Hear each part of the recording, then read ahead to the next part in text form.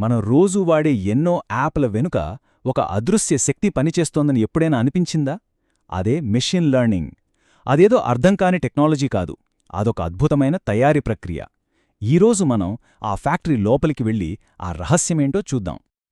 ఇది చాలా పెద్ద ప్రశ్న. ఒక యంత్రం నిజంగా ఆలోచించగలదా? మనలాగే అనుభవం నుంచి పాఠాలు నేర్చుకోగలదా? మన ఈ ప్రయాణంలో ఈ ప్రాథమిక ప్రశ్నకు సమాధానం వెతకడానికి ప్రయత్నిద్దాం. అమెజాన్లో మనకు కావలసినవే ఎలా కనిపిస్తాయో ఎప్పుడైనా గమనించారా? లేదా నెట్ఫ్లిక్స్కి మన టేస్ట్ ఎలా తెలుస్తుంది? మనకు నచ్చే సినిమాలే ఎలా రికమెండ్ చేస్తుంది? వీటన్నిటి వెనుకున్న మ్యాజిక్కే మెషిన్ లెర్నింగ్. ఇది మనకు తెలియకుండానే మన జీవితంలో ఒక భాగమైపోయింది. ఒక్క మాటలో చెప్పాలంటే మెషీన్ లెర్నింగ్ అంటే కంప్యూటర్లకు డేటా నుండి స్వయంగా నేర్చుకునే శక్తినివ్వడం. మనం ప్రతి చిన్న విషయాన్ని కోడ్ రూపంలో చెప్పాల్సిన అవసరం లేకుండా అవే అనుభవం ద్వారా తెలివిగా మారతాయన్నమాట. సరే, మన ఈ రోజు ప్రయాణం ఎలా ఉండబోతోందంటే ఇది ఒక డిటెక్టివ్ కథలా సాగుతోంది. ముందుగా డేటా అనే ఆధారాలను సేకరిస్తాం, వాటిని విశ్లేషించి ఆ తరువాత ఒక తెలివైన మోడల్ను తయారుచేస్తాం. దాని పనితీరును పరీక్షించి చివరగా అసలు ప్రపంచంలో ఎదురయ్యే సవాళ్లను చూద్దాం. మన డిటెక్టివ్ కథలో మొదటి అడుగు. అసలు ఒక మిషీన్ నేర్చుకోవడమంటే ఏంటి? దీనికొక నిర్దిష్టమైన ఫ్రేమ్వర్క్ ఉంది. అదేంటో ఇప్పుడు చూద్దాం. ప్రఖ్యాత సైంటిస్ట్ టామ్ మిచెల్ ఇచ్చిన ఈ నిర్వచనం ప్రకారం 3 విషయాలు చాలా ముఖ్యం: టాస్క్ పి, పర్ఫార్మెన్స్ పి మరియు ఎక్స్పీరియన్స్ ఈ. ఉదాహరణకు చెస్ ఆడే ప్రోగ్రామ్ని తీసుకుందాం. ఇక్కడ టాస్క్ అంటే చెస్ ఆడటం, పర్ఫార్మెన్స్ అంటే గెలిచిన గేమ్ల సంఖ్య మరియు ఎక్స్పీరియన్స్ అంటే ఆడిన ప్రతి గేమ్. ఆడుతున్న కొద్దీ ప్రోగ్రాం గెలుపు శాతం పెరిగితే అది నేర్చుకుంటున్నట్టే లెక్క. సింపుల్ కదా? రైట్.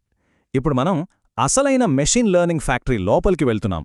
ఇక్కడ డేటా అనే ముడి పదార్థం ఎలా ఒక తెలివైన, శక్తివంతమైన మోడల్గా మారుతుందో స్టెప్ బై స్టెప్ చూద్దాం. ఇది ఒక 4 దశల ప్రక్రియ అన్నమాట.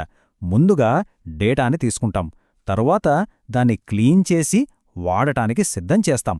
ఆ తర్వాత అల్గారిథమ్స్ ఉపయోగించి అందులో దాగి ఉన్న ప్యాటర్న్స్ని బయటకు తీస్తాం.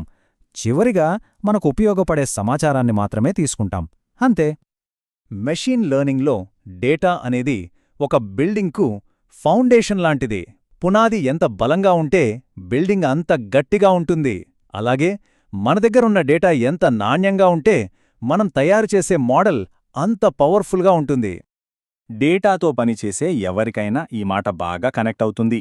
ఎందుకంటే డేటా ఎప్పుడూ మనం అనుకున్నంత క్లీన్గా, పర్ఫెక్ట్గా ఉండదు.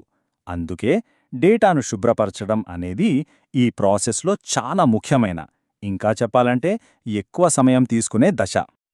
డేటా సైన్స్లో ఒక గోల్డెన్ రూల్ ఉంది. దాన్ని ఎప్పటికీ మర్చిపోకూడదు. Garbage in, garbage out. అంటే మనం చెత్త డేటాని ఇన్పుట్గా ఇస్తే మనకొచ్చే అవుట్పుట్ కూడా చెత్తగానే ఉంటుంది. అంతకుమించి ఏమీ ఆశించలేం.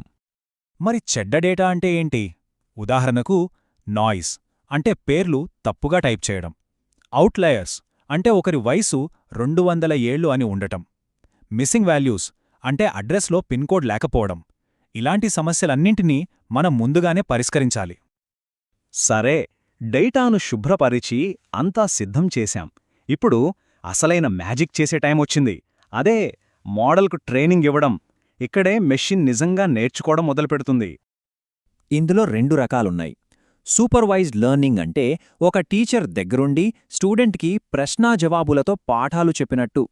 అన్సూపర్వైజ్డ్ లెర్నింగ్ అంటే స్టూడెంట్ని ఒక లైబ్రరీలో వదిలేసి తనంతట తానే పుస్తకాలు చదివి విషయాలను గ్రహించమని చెప్పినట్టు.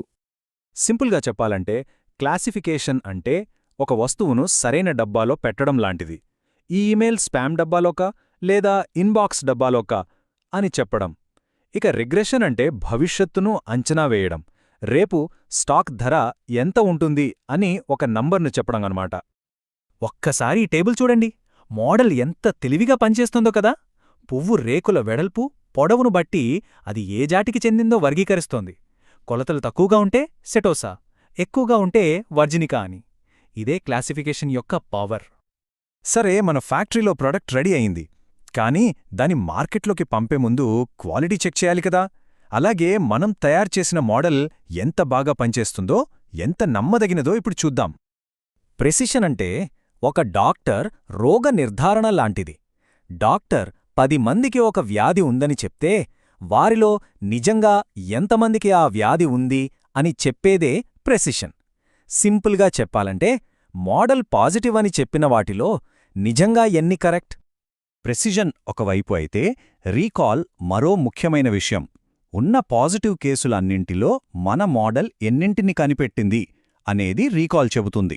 ఉదాహరణకు క్యాన్సర్ నిర్ధారణలో ఒక్క కేసును కూడా మిస్ చేయకూడదు. సో అక్కడున్న కేసులన్నింటినీ గుర్తించడం చాలా ముఖ్యం. అక్కడ రీకాల్కి ఎక్కువ ప్రాధాన్యత ఇస్తాం. ఇప్పటిదాకా మనం చూసింది అంతా బానే ఉంది, కానీ రియల్ వరల్డ్ ఎప్పుడూ ఇంత పర్ఫెక్ట్గా, ఇంత సింపుల్గా ఉండదు. ఇప్పుడు మనం కొన్ని కఠినమైన సవాళ్లను చూద్దాం. దీన్నే ఇలా ఊహించుకోండి. ఒకే గదిలో 10 మందుంటే వాళ్లను అర్థం చేసుకోవడం సులభం. కాని అదే గదిలో 1000 మందుంటే గందరగోళంగా ఉంటుంది కదా. డేటాలో ఫీచర్లు అంటే లక్షణాలు పెరిగే కొద్దీ మోడల్ కూడా అలాంటి గందరగోళమే ఎదురవుతుంది. దీన్నే కర్స్ ఆఫ్ డైమెన్షనాలిటీ అంటారు. ఇది చాలా పెద్ద ప్రశ్న. మన డేటాలో మనకు తెలియకుండానే కొన్ని పక్షపాతాలు ఉండొచ్చు. అవే మోడల్స్లోకి కూడా చేరిపోవచ్చు. అయితే ఇక్కడ మరో ముఖ్యమైన సవాలు కూడా ఉంది. కాలం గడుచే కొద్దీ డేటా మారిపోతుంది. నిన్న నిజమైంది ఈరోజు కాకపోవచ్చు. మరి నిరంతరం మారుతున్న ఈ ప్రపంచంలో మన మషీన్లు కూడా ఎలా నిరంతరం నేర్చుకుంటూ ఉండాలి? ఇది ఈ రంగంలో నిపుణులు ఎదుర్కొంటున్న అతిపెద్ద ప్రశ్నలో ఒకటి.